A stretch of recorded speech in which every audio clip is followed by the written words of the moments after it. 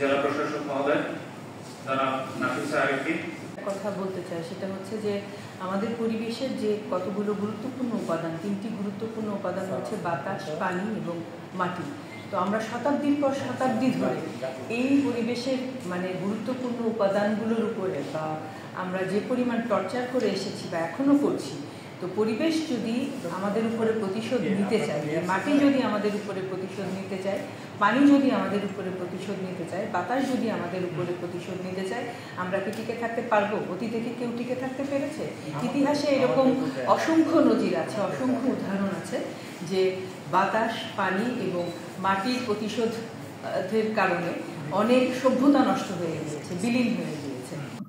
নদী, গাছপালা, পাহাড়, এগুলো কিন্তু আল্লাহর নিয়ামত আমাদের সুষ্ঠুভাবে বেঁচে থাকার জন্য। আপনি এই যে খাল, জলাশয়কে মানব শরীরের সঙ্গে তুলনা করতে পারেন। আপনি চিন্তা করেন যে আমাদের শরীরের মধ্যে ধমনী আছে, শিরা আছে, উপশিরা আছে, একেবারে পায়ের আঙ্গুল পর্যন্ত চলে গেছে সেগুলো, তাই না? এই ঈদে জামা জুতো অ্যাক্সেসরিজের ডিসকাউন্ট। তো এই যে খালগুলো এইভাবে চিন্তা করেন যে দেখবেন যে এগুলো ছোট ছোট ক্যানাল থেকে একটু বড় নদীতে, নদী থেকে সাগরে, এবং এটা আমাদের পুরা শরীরে যেরকম আমাদের রক্তের সাপ্লাই আছে, রক্তের সাপ্লাই না থাকলে আমরা বাঁচতে পারি না। এই খালগুলো কিন্তু এইভাবে আমাদের এই বসতিগুলোকে টেকায় রাখছে। নদী, খাল, পাহাড় এগুলো যদি আপনারা মেরে ফেলেন, এখানে যে যত জীববৈচিত্র্য আছে আপনাকে সুস্থভাবে বাঁচায় রাখার জন্য, তারাও কিন্তু ধ্বংস হয়ে যায়। তো আপনি যাদের উপরে নির্ভরশীল, অর্থাৎ যেখান থেকে আপনার অক্সিজেন আসে, আপনার খাবারের এলিমেন্ট গুলো আসে, আপনার শক্তির উৎস যেখান থেকে আসে, সেগুলো যদি আপনি নষ্ট করে ফেলেন, তো কি করবেন? এই উন্নয়ন দিয়ে আপনি কি করবেন যে উন্নয়নে আপনার বাতাসে দুর্গন্ধময় বাতাস ঢুকতেছে শরীরে? এই উন্নয়ন দিয়ে আপনি কি করবেন যদি আপনি সুস্থ হয়ে হাঁটাচলা করতে না পারেন? এত বড় বড় ফ্লাইওভার বানাইছেন, এখান থেকে যদি আপনি সুস্থ শরীরে নড়াচড়া করতে, মুভ করতে না পারেন, সে যদি আপনাকে দৌড় দিয়ে হসপিটালে যেতে হয়, এই উন্নয়ন তো আমরা দরকার আছে।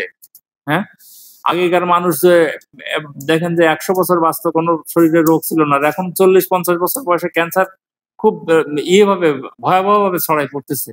তো কোনোদিন কি আমরা চিন্তা করছি যে আমাদের শরীরে মাইক্রোপ্লাস্টিক ঢুকে বসে আছে? ব্রেনে যখন যে ব্লাড সার্কুলেশনটা হয়, সেটা হচ্ছে সবচাইতে পিউরিফাইড, ফিল্টার হয়ে তারপরে যায়। ব্রেনের মধ্যে মাইক্রোপ্লাস্টিক পাওয়া যাচ্ছে, মায়ের দুধের মধ্যে মাইক্রোপ্লাস্টিক পাওয়া যাচ্ছে, প্লাজেন্টার মধ্যে কোথায় নাই মাইক্রোপ্লাস্টিক। এবং এই মাইক্রোপ্লাস্টিকের যে কি ভয়াবহ পরিণতি মানব শরীরের, এটা আমরা আসলে জানি না বলেই আমরা যেখানে সেখানে প্লাস্টিক থ্রো করতেছি, প্লাস্টিকটাকে সেগ্রিগেট করতেছি না। জেলা প্রশাসন সহায়তায় পানি উন্নয়ন বোর্ড, সিটি কর্পোরেশন, গাজীপুরের পুলিশ বিভাগ সবাই মিলে একসঙ্গে বসছিলাম। কাঁচাখাল থেকে যে দূষণ হচ্ছে, সেখান থেকে শুধু দূষণই না, কাঁচাখালে থেকে বিভিন্ন ধরনের পরিবেশগত বিপর্যয় তৈরি হচ্ছে। তো সেখান থেকে কিভাবে পরিত্রাণ পাওয়া যায়? তো আমরা দেখেছি যে এখানে কাঁচাখালের দুই পাশে প্রচুর ইন্ডাস্ট্রি আছে, প্রচুর জনবসতিও আছে। তো আমরা এখানে ভাগ করে নিচ্ছি যে কাঁচাখালকে অবৈধ দখল মুক্ত যেমন করা হবে, এখানে যে তরল বর্জ্যগুলো ফেলানো হচ্ছে সেখানে ইটিপির ভূমিকাকে আমরা ইন্ডিকেট করছি। সেই ইটিপি চলমান রাখতে হবে যেন পানি দূষণ না হয়। একই সাথে এখানে যে সমস্ত সলিড ওয়াস্ট গুলো পানিতে পড়তেছে কিংবা খালের পাড়ে রাখতেছে, সেখান থেকে বায়ু দূষণ এবং মাটি দূষণও ঠেকানোর জন্য আমরা কথা বলেছি। আমরা আসলে এখানে এসেছিলাম মূলত একটা জনসচেতনতা তৈরি করতে, এবং আমরা কারা কি কাজ করবে এবং এই কাজটা কিভাবে সমন্বিতভাবে করা হবে সেই বিষয়ে আমরা বিস্তারিত আলোচনা করেছি। আর কাঁচাখালকে যদি ঠিকমতো আগের প্রবাহে ফিরায় না আসা যায়, এর সঙ্গে কিন্তু অন্যান্য যে খালগুলো আছে সেই খালগুলোর মধ্যে পানি প্রবাহে মারাত্মক প্রতিবন্ধকতা তৈরি হচ্ছে, এবং এই প্রতিবন্ধকতা থেকে জলাবদ্ধতা তৈরি হচ্ছে। এখন আমরা আমাদের সমস্যা কোথায় বুঝে গেছি। একজন ডাক্তার যখন তার রোগীর রোগ ধরে ফেলতে পারে, medication is not a difficult deal. আমরা জানি যে কিভাবে সমাধান করতে হয়। আমরা সরকারি বা বিভিন্ন এজেন্সি, স্থানীয় কমিউনিটি এবং স্টেক হোল্ডারদের সহযোগিতায় কিংবা যারা এই খাল থেকে বিভিন্ন ধরনের উপকার পেতে পারে সবাইকে নিয়েই আমরা একটা সমন্বিত পরিকল্পনা করার চেষ্টা করতেছি। আচ্ছা, ফ্যাক্টরির যে ঠিকানাগুলো আপনাদের কাছে আছে আপনারা একটু আমাদেরকে দিয়ে যাবেন।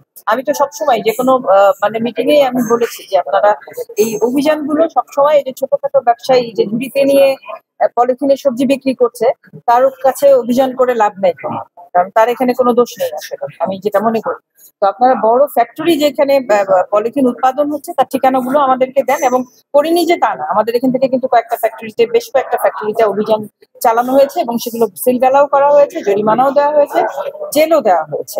ঠিক আছে, এর বাইরেও যদি আপনাদের কাছে কোনো তালিকা থাকে আপনারা অবশ্যই আমাদেরকে সেগুলো দিয়ে যাবেন, আমরা সেখানে কাজ করব, কোনো সমস্যা নেই।